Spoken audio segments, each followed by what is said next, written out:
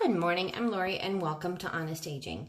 Today we're going to talk about needling, whether that's medical needling or cosmetic needling. So cosmetic needling is anything under 0.5 millimeters deep. For that you could use a pen if you wanted to, or you could use a cosmetic roller. I use a roller typically, sometimes I do use the pen, and I started using a roller back in 2015. When I first learned about it from Rodan and Fields. And I bought their kit, which was very expensive, but I didn't feel like it did a lot. It did do a lot on my neck, but not a lot on my face. You can see I'm already pink.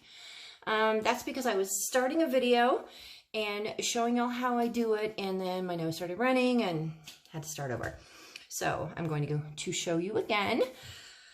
So what I use is high molecular weight hyaluronic acid and a mixture of normal saline. Just the HA makes me really dry, and I live on the edge of the Mojave Desert, and it makes me super itchy, so I mix a combination of the two. And then I use the Dr. Pen A6 and I use the 12 needle.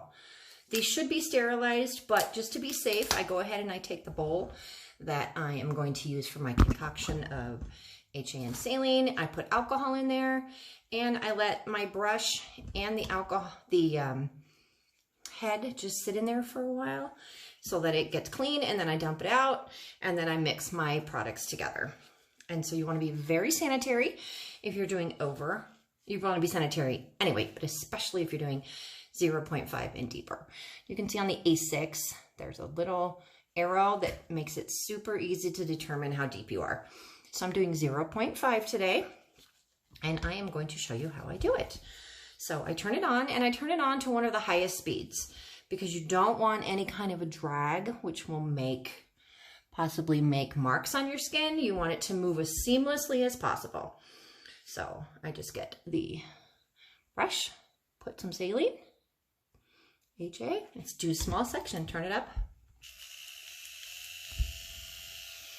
And then you can determine how you want to do it. If you want to do it in a line like this, you can. You could go up and sideways, or you could do little circles. Completely up to you. Now, I did not numb my face today. I used to numb always until one time I got distracted, thought I numbed, and I came on here and I did my face, and then I realized don't really need to numb. It doesn't feel good on your forehead, I am not gonna lie, but it's not ridiculously painful either. So I'm just gonna do a small section, put a little more, try not to touch that brush, get anything except for your solution and your face, and move on to the next section.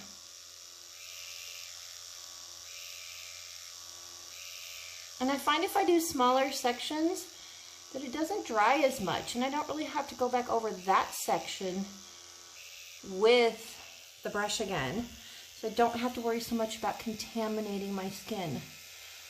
I do my eyelids and under my eyes. That's really sensitive, and you might want to turn it down to 0.25. And you just go. And I'm only going on the bone. I'm not going anywhere that the bone is not touching. All right. Then I focus a little bit. Sometimes I just kind of stamp a little. And I have a lot of lines.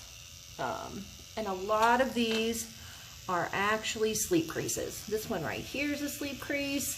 This one's a sleep crease. That right there is a sleep crease. I sleep on my side. I would like to be able to sleep on my back, but I have medical conditions and I can't breathe on my back, so that will never happen. So it is what it is. And then I'm not gonna do the entire face. I don't think you really wanna see that. And then around the lips. And I really focus on the lips because, as you see, I have horrible lines that I really, really want to get rid of. Probably never get rid of them, but I can sure make them better, hopefully.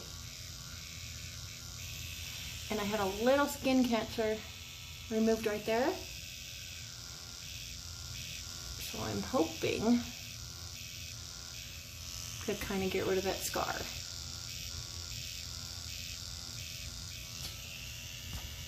I didn't put saline. There you go. And now I'm not going to do the whole face, but I am going to show you that I do the neck and décolleté also. I typically circle here just because it's such a large area that I feel like if I don't circle, I'm going to miss something.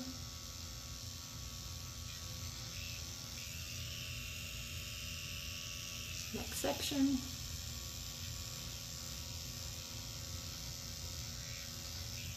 And I really focus on these lines right here, my tech lines. And right here, I don't know if you can see it, but I actually had surgery a couple years ago.